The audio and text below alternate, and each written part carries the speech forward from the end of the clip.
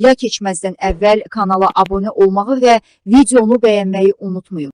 Sentyabrın 28-də gözlənilən hava proqnozu açıqlanıb.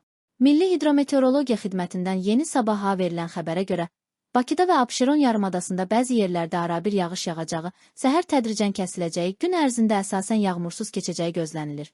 Mülayim şimal-qərb küləyi gündüz şimal-şərq küləyi ilə əvəz olunacaq. Havanın temperaturu gecə 14-16, gündüz 18-20 dərəcə isti olacaq.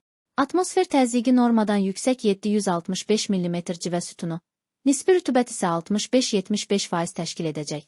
Azərbaycanın rayonlarında bəzi yerlərdə arabir yağış yağacağı, şimşək çaxacağı gözlənilir. Ayrı-ayrı yerlərdə leysan xarakterli intensiv olacağı, dolu düşəcəyi, yüksək dağlıq ərazilərdə qar yağacağı ehtimalı var. Gündüzdən əksər rayonlarda yağıntılar tədricən kəsiləcək. Bəzi yerlərdə arabir duman olacaq. Şərq küləyi əsəcək. Havanın temperaturu gecə 12-16, gündüz 18-22, dağlarda gecə 1-5, gündüz 5-8 dərəcə isti olacaq.